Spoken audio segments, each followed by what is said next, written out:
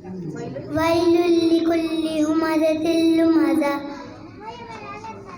बड़ी खराबी है शख्स की जो ऐब्त तोड़ने वाला और गीबत करने वाला हो।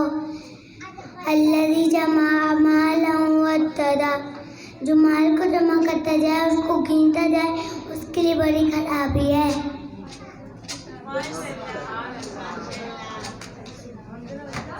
सुभान अल्लाह।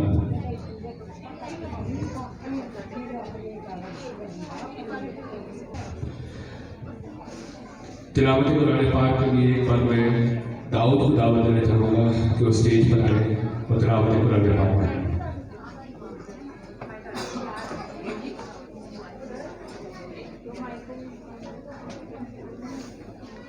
व रहमतुल्लाहि व बरकातुहू। अऊज़ु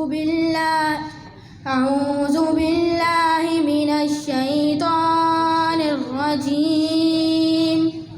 बिस्मिल्लाहिर रहमानिर रहीम। वज़्ज़ुहा वल्लैलि इज़ा सजा।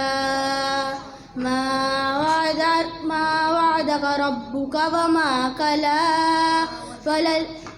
वलल्लाखिरतु खैरुल लक मिनल ऊला। वलसौफ युअतीक रब्बुक फतरज़ा। अलम यजिदक यतीमन फआवा। ववजदक ज़ाल्लन फहदा। ववजदक आइलन फअग़ना। फअम्मल यतीम फला तक़हर। वअम्मा अस्साइल फला तनहर। वअम्मा बिनिअमति रब्बिक फहद्दिस। सदक़ल्लाहुल अज़ीम।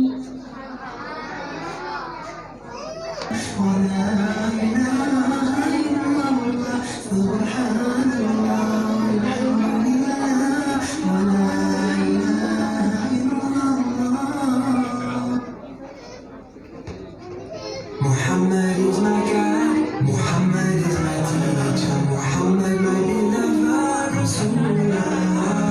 Muhammad is my friend, Muhammad is my hero, Muhammad is my leader, the son of Allah. Muhammad is kind. Classes की तालिबात को दावत में चाहूँगा कि वो स्टेज पर आए और अपना टैबलो पेश करें। आप सबकी भरपूर तालियों में क्लास 6 की तलबा।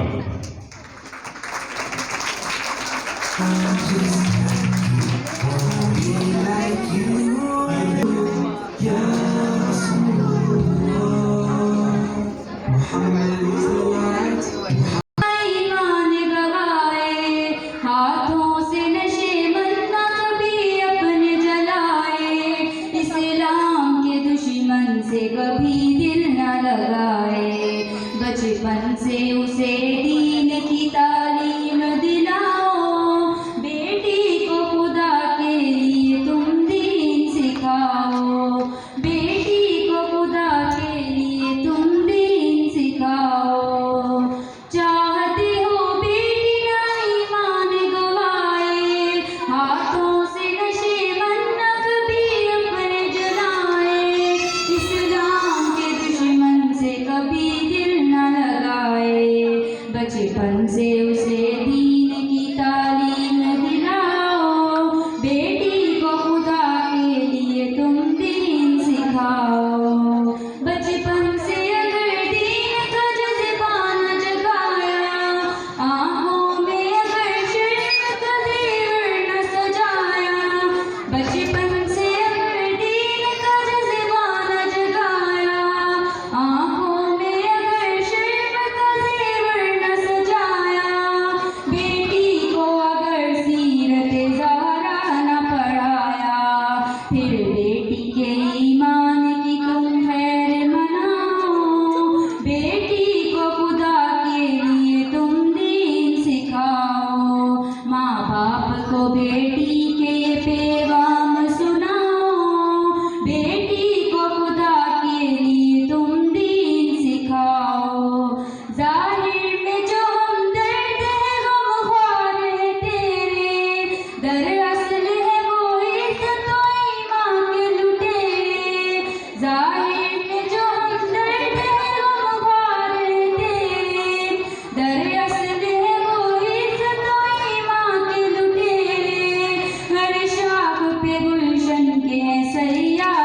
डेरे। सैयाद से बुलबुल के तकद्दुस को बचाओ, बेटी को खुदा के लिए तुम दीन सिखाओ। माँ बाप को बेटी के ये पैगाम सुनाओ, बेटी को खुदा के लिए तुम दीन सिखाओ। जिस डाल पे बैठे हो उसे काट गिराना, हाथों से कभी पाँव पे कुल्हाड़ चलाना। ऐसा ही है बेटी को ना कुरान पढ़ाना। गफलत में पड़े माता पिता होश में आओ, बेटी को खुदा के लिए तुम दीन सिखाओ। माँ बाप को बेटी के ये पैगाम सुनाओ, बेटी को खुदा के लिए तुम दीन सिखाओ। बेटी को खुदा के लिए तुम दीन सिखाओ, बेटी को खुदा के लिए तुम दीन सिखाओ। हम इस दुनिया की रौनक हैं, हमसे ही दुनिया जन्नत है। हम माएँ हैं, हम बहनें हैं, हम बेटी हैं। किचन से लेकर मशीनों तक, घर से लेकर दफ्तर तक, हमारे दम से ही ये दुनिया जन्नत है। हम इस दुनिया की रौनक हैं, हमसे ही दुनिया जन्नत है।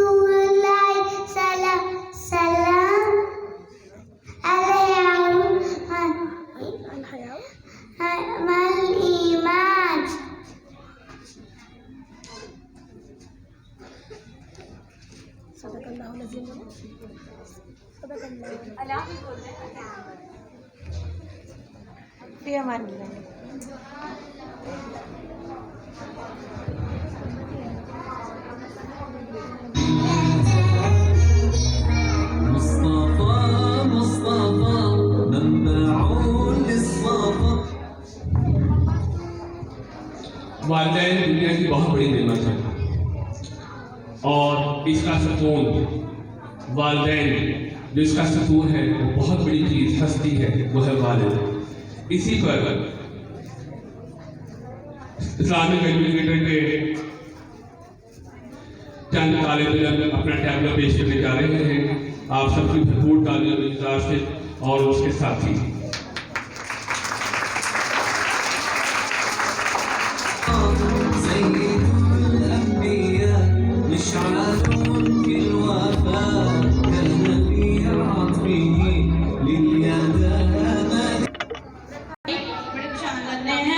बस यार क्या बताऊँ, मेरे अबू मुझसे मोहब्बत ही नहीं करते। क्या मतलब? जब देखो डांटते रहते हैं, अभी कल सबके सामने डांट दिया। इस बात से मेरे को भी ऐसे ही है।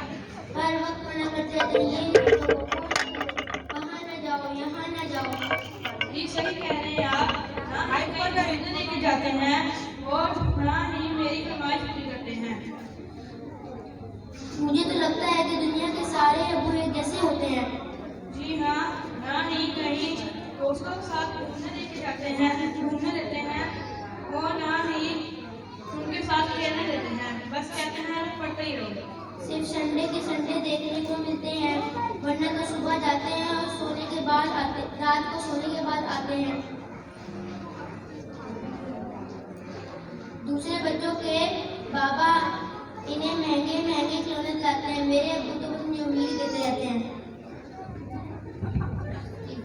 अस्सलाम वालेकुम। सही कहा आपने राशिद भाई, दुनिया के सारे अब्बू एक जैसे होते हैं।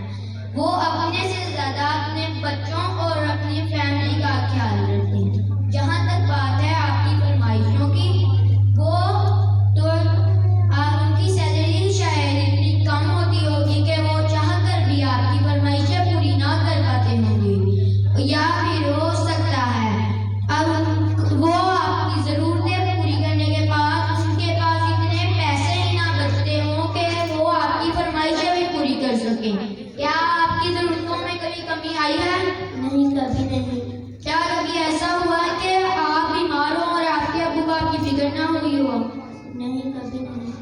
और जहाँ तक बात है आंखें दिखाने की, वो तो इनकी ड्यूटी है कि वो आपको बुरी बातों से रोकें और अच्छी बातों की तरकीन करें। क्या कभी ऐसा हुआ है कि आपके वो अकेले कहीं घूमने चले गए हों और आपको ना लेके गए हों?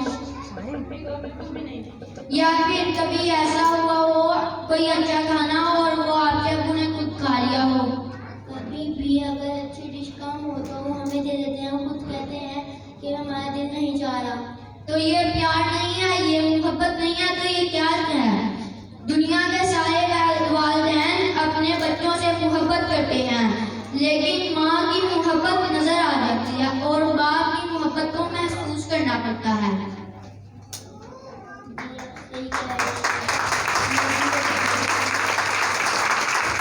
Subhanallah walhamdulillah wa la ilaha illallah. अब मैं आप सबके सामने अबू बकर को तशरीफ लाने की दावत देता हूँ कि वो आए और यहाँ पर अपनी तकरीर पेश करें। आप सबकी भरपूर तालियों में अबू बकर।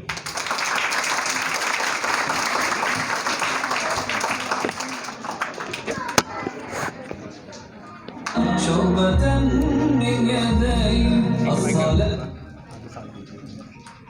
नअबुदु व नुसल्ली अला रसूलिहिल करीम अम्मा बाद फ़ाउज़ बिल्लाहि मिनश शैतानिर रजीम बिस्मिल्लाहिर रहमानिर रहीम। जनाब सदर, मोहतरम उस्ताज़ा कराम और मेरे अज़ीज़ साथियों, अस्सलामु अलैकुम। आज मुझे जिस मौजू पर लब खुशाई करने का मौका मिला है वो है कामयाबी मेहनत से मिलती है, किस्मत से नहीं। ना करो बहस, हार जाओगे। हुस्न इतनी बड़ी दलील नहीं। सदे अली वकार, काहिल, निकम्मे, बेकार, सुस्त और नाअहल लोगों का खुद एहतसाबी के बजाय नाकामी का जिम्मेदार तकदीर, नसीब, मुकद्दर और किस्मत को ठहराना रीत इस नस्ल की है और जाने कब से है। उस तरफ से आकर किस्मत किस्मत और सिर्फ किस्मत की राह नापने वाले हाथ की लकीरों, सितारों की चाल और तोते की फाल पर सर फेंकने वाले यहाँ दलाइल पेश करने के बजाय हमें किस्से और कहानियाँ सुनाएंगे। हिंदुस्तानी फिल्म मुकद्दर का सिकंदर चलाएंगे और हवान में बैठे बादशाह उन लोगों को मामू बनाएंगे। लेकिन मैं इनकी कोई फिल्म चलने नहीं दूंगा, बल्कि दलाइल पेश करके ये साबित करूंगा कि कामयाबी मेहनत से मिलती है, किस्मत से नहीं। क्योंकि फूल यूं ही खिला नहीं करते, बीज को दफन होना पड़ता है। सदे वकार, कामयाबी इज्तिमाई हो या इंफरादी, दुनियावी हो या उखरवी, उसका ताल्लुक सिर्फ और सिर्फ मेहनत से है। इंसान चांद पर कदम रखने में कामयाब हुआ तो वजह किस्मत नहीं, मेहनत थी। इंसानी जिस्म के अज़ा की पाबंदकारी करने में कामयाब हुआ तो वजह किस्मत नहीं, मेहनत थी। इंसान लाखों मन लोहे का हवा में उड़ाने में कामयाब हुआ तो वजह किस्मत नहीं, मेहनत थी। और 14 अगस्त 1947 को पाकिस्तान दुनिया के नक्शे पर उभरा तो इस कामयाबी की वजह कोई किस्मत या मुकद्दर नहीं, बल्कि तहरीक पाकिस्तान में शामिल लोगों की मेहनत और सिर्फ मेहनत थी। सदर अली वकार, उस तरफ से आकर एरिया उठा कर उछल कूद करने वाले किस्मत के मारों को बताता चलूं कि तलाशी रिस्क में निकलने के बजाय किसी मनोसलवा के उतरने के इंतजार में बैठने वाले आज कामयाब नहीं, नाकाम है। प्यास बुझाने के लिए कुएं तक चल कर जाने के बजाय मुकद्दर से कुएं को खींच कर पास लाने वाले आज कामयाब नहीं, नाकाम है। जुल्म के आगे सर उठाने के बजाय जुल्म का निशाना बने, हाथ पे हाथ धरे मुंतज़िर फदा रहने वाले आज कामयाब नहीं, नाकाम है। पलट कर झपकने और झपट कर पलटते हुए लहू को गरमाने के बजाय किस्मत के हमारे कर्तव्य बनकर बैठने वाले आज कामयाब नहीं, नाकाम है। सदे अली, अगर आज हमने कामयाबी का सेहरा मेहनत के सिर से उतार कर ज़बरदस्ती किस्मत के सिर पर रख दिया तो याद रखें, तूफान में मौजों से मुकाबला करके कश्ती को साहिल पर उतारने वाले मल्लाह कश्ती को किस्मत की लहरों पर छोड़ देंगे और अपने हाथों से चप्पू तोड़ देंगे। मंजिल की तरफ गामजन मुतहरिक काफिले अपने सफ़र किस्मत के कदमों पर छोड़ देंगे और जमूद की चादर ओढ़ लेंगे। तलबा व तलबात हाथ की लकीरों में गुम होकर पढ़ना लिखना छोड़ देंगे, काम और सिर्फ काम के फलसफे को छोड़ देंगे। फुटपाथ पर बैठे आमिल बाबा नजोमी बंगाली जादूगरों से नाता जोड़ लेंगे और आज के इस मुबाइसे के मुंसकीन मुकर्ररीन की 40 दलाइल मेहनत को देखकर नंबर लगाने के बजाय आखिर में अव्वल दोम सोम आने वालों के लिए किस्मत पूरी खोल देंगे।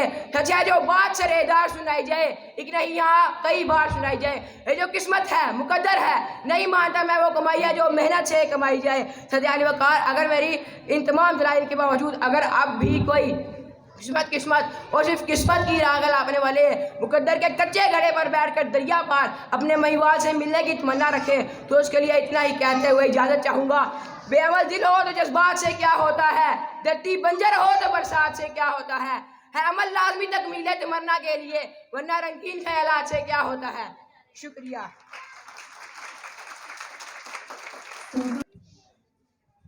अब मैं सबसे आखिर में इदारा इस्लामिक के जो एजुकेटर की जो बुनियाद है, जिन्होंने इदारे की बुनियाद रखी, उनको मैं स्टेज पर दावत देना चाहूँगा कि वो आए और यहाँ पर तमाम वालिदैन बैठे हैं इनकी नज़रकुश करें। आप सबकी भरपूर तालियों में इस्लामिक एजुकेटर्स के प्रिंसिपल दानिश अब्दुल्ला।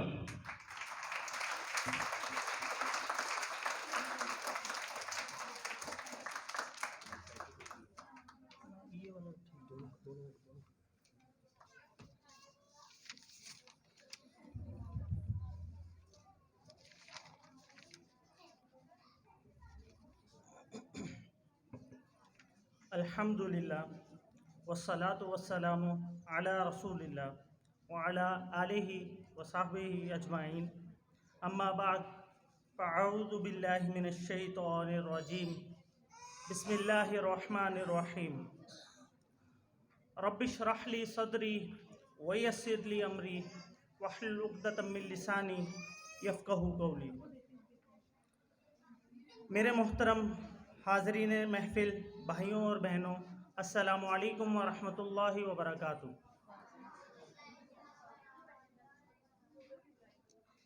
आप सब पर अल्लाह की बरकतें और रहमतें नाज़िल हों। अपने मौजू की तरफ जाने से पहले एक मर्तबा आप भी दुरूद इब्राहिमी पढ़ लें और मैं भी पढ़ लूँ।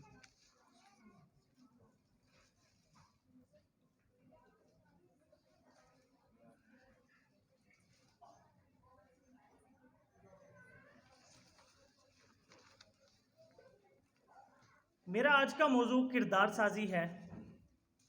कोशिश करूँगा इसके ऊपर मुख्तसर बात हो। किरदार साजी जो लफ्ज़ है, जो वर्ड है, इसके ऊपर बहुत बात की जा सकती है, जिसमें से ख़ास तौर पर अगर बात की जाए तो नबी पाक सल्लल्लाहु अलैहि वसल्लम की ज़िंदगी, उनकी नबूवत, सब किरदार साजी पर है।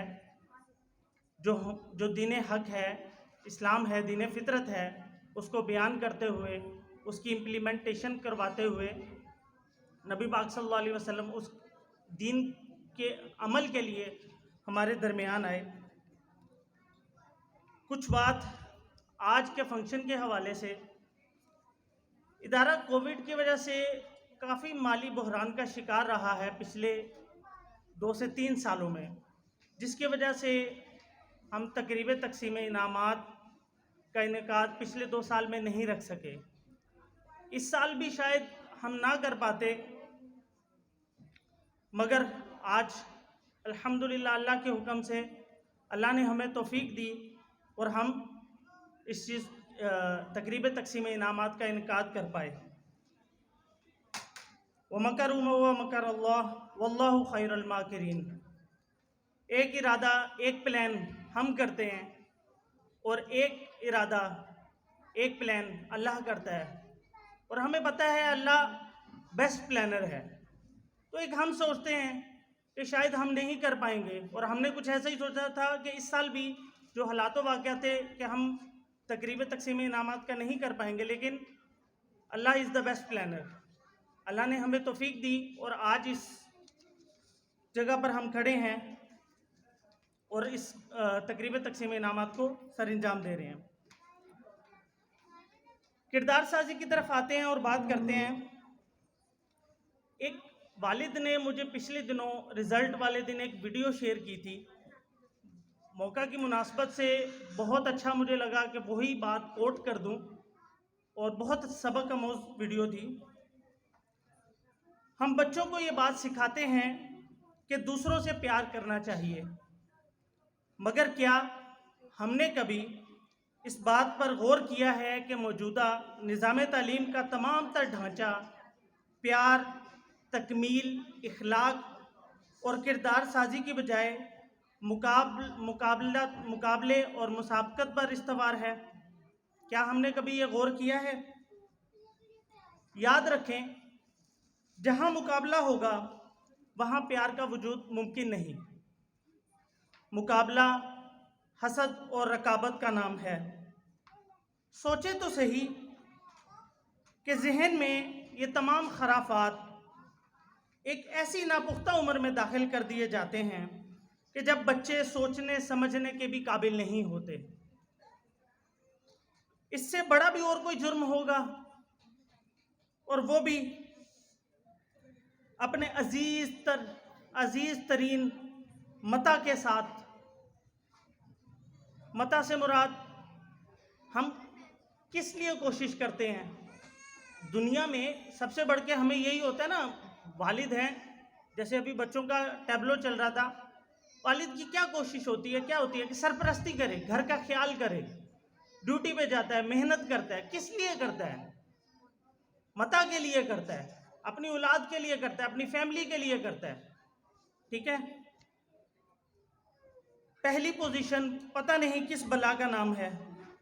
और अब तो एक और ही धंधा चल पड़ा है कि कारोबार चमकाने की शहरों में तालीमी इदारों ने पोजीशन होल्डर्स, बच्चों के नाम, तस्वीर और हासिल करदा नंबर्स तक अवेजा कर रखे हैं, तमाम दूसरे बच्चों को बताने के लिए कि वो पीछे रह गए हैं।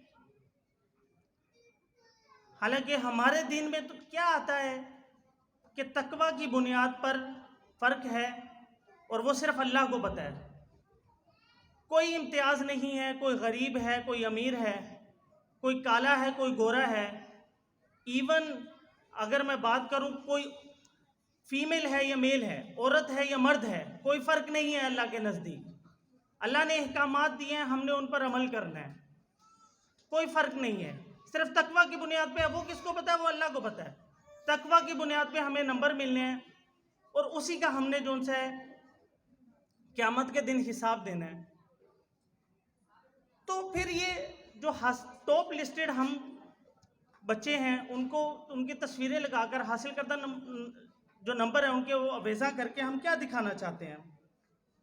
हम बता रहे हैं कि पहली पोजीशन हासिल करने वाला बच्चा ऊंचा है, उसका नाम एक बुलंदी के ऊपर लिखा है, और बाकी सब बच्चे नीचे हैं। ये कौन पैदा कर रहा है? ये हम इंसान, हम माँ बाप अपने औलाद के दुश्मन हैं। बच्चों को समझ नहीं होती। आज की साइंस की बात करें तो न्यूरोलॉजी और साइकोलॉजी कहती है कि 7 साल तक बच्चे के दिमाग का एक बड़ा हिस्सा नहीं बना होता, हुलिये नहीं बने होते। ये मैं नहीं कह रहा, साइंस पहुंच चुकी है आज वहाँ तक।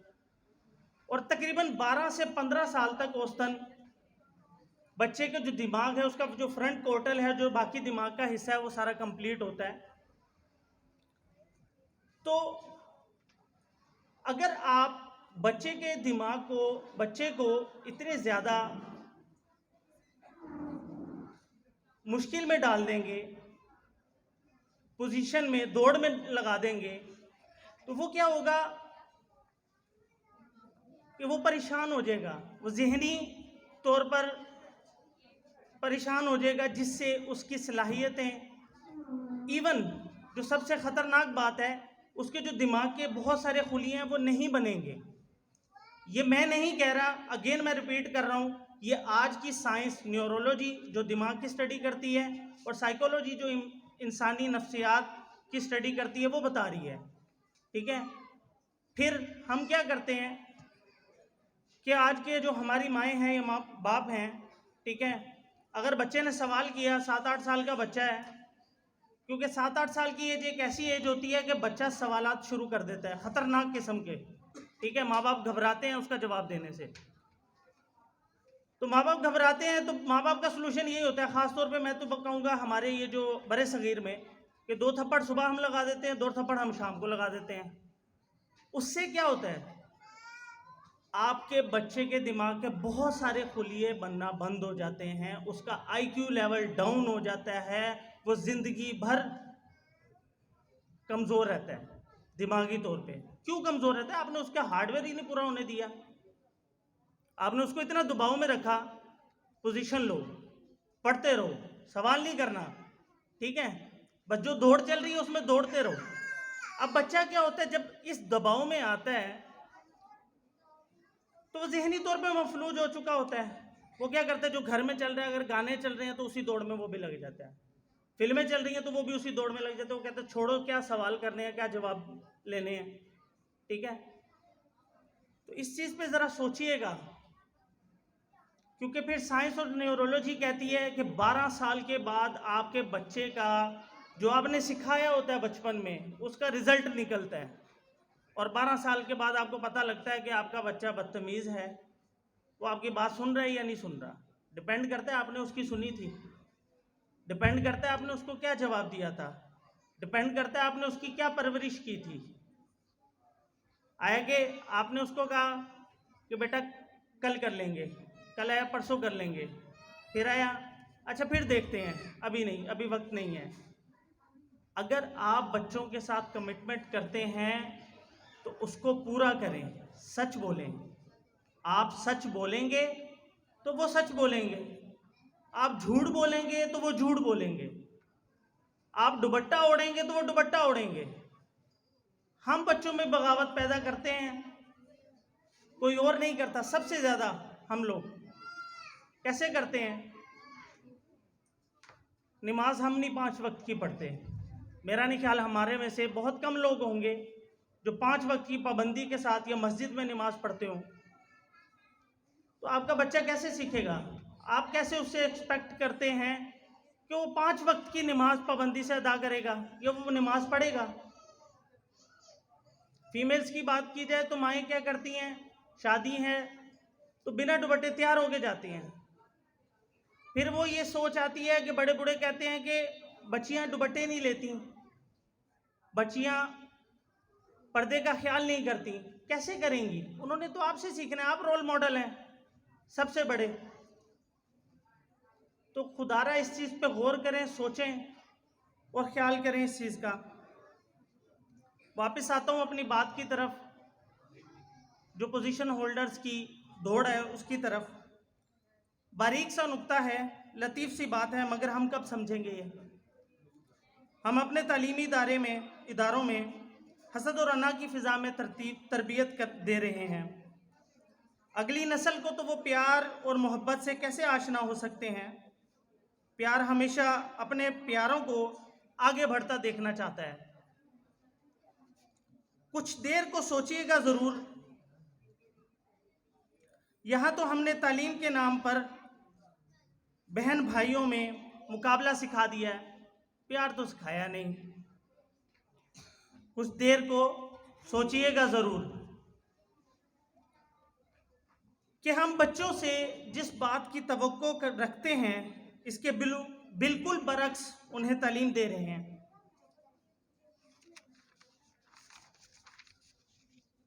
अब दर्सगाहें वजूद नहीं रखती, सिर्फ तालीम के कारखाने हैं। ये चीज़ सिर्फ मैं बात नहीं कर रहा। आज जो हम मुसलमान मोस्टली पाकिस्तान को देख लें, हम कॉपी कैट बने हुए हैं, अंग्रेज़ों को कॉपी कर रहे हैं, ठीक है।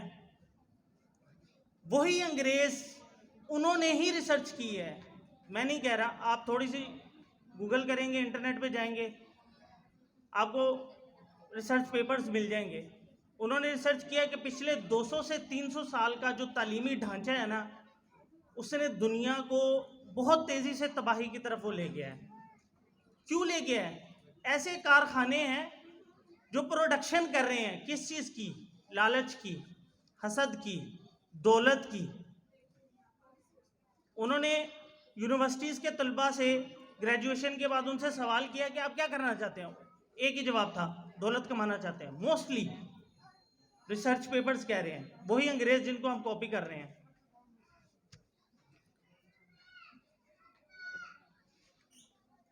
हम स्कूल और कॉलेज और यूनिवर्सिटियां जिन्हें कहते हैं, वो अब तालीमी कारखाने रह गए हैं जहां बीमार जहन तख्लीक किए जाते हैं, और ये बीमार जहन इंसानियत को हड़प कर रहे हैं। हम महज कामयाबियों का बुखार तख्लीक कर रहे हैं और कुछ भी नहीं कर रहे। आपको इस बात से इत्तेफाक करते हुए यकीनन दिक्कत होगी, मुश्किल होगी, लेकिन क्या ऐसा है? ऐसा नहीं है कि किसी भी फारुगुल तहसील का हाथ किसी न किसी की गर्दन पर या किसी न किसी की जेब में रहता है। कब तक हम बच्चों को लालच और खौफ की तालीम देते रहेंगे? अगर पढ़ाई में दिल लगाओगे तो नवाब, हुक्मरान, सदर, वज़ीर आज़म बनोगे। हम खुद ही बच्चों के अजान में ऐसी तरगीबात उठाते हैं, हम उन्हें आला ओहदों वाली ज़िंदगी जीने की तालीम देते हैं। ज़्यादा से ज़्यादा पैसे कमाना, उम्दा मलबूसात बनाना, पहनना, हम उन्हें ज़्यादा लालची बनने का दर्स दे रहे हैं, क्योंकि यही कामयाबी है। शायद हमने यही सोच लिया है, कमोडिटीज़ जो आज के खुदा हैं, कमोडिटीज़ जो आज के खुदा हैं, शायद हमने उसी को, दौलत को, शोहरत को, इज़्ज़त को, इसको हमने खुदा बना लिया है, इसी को कामयाबी समझ लिया है। और जो हम अलस्त में वादा करके आए थे अल्लाह ताला से, वो हम भूल चुके हैं कि अल्लाह तू महबूद है, तमाम जहानों का मालिक है, हम तेरी इबादत करेंगे, तो हमें ज़रा दुनिया में भेज तो सही, देख हम तेरे कैसे तेरी पैरवी करते हैं। आज हम भूले बैठे हैं कि हमने मरना भी है और अल्लाह को जवाब भी देना जो हम वादा करके आए थे।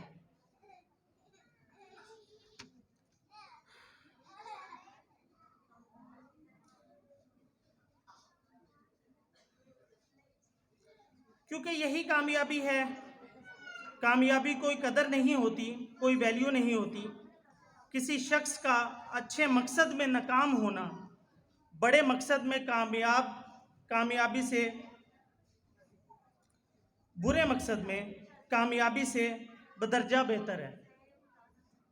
कामयाबी के बजाय अच्छे अफ़ाल को, गुड डीड्स को इज़्ज़त मिलनी चाहिए। हमें अपने तालीमी निज़ाम में कामयाबी की जगह कंप्लीशन को, तकमील को, इखलाकियात को, किरदार साजी को, और जो हम अल्लाह से अलस्त में वादा करके आए हैं उसके ऊपर ध्यान देना चाहिए।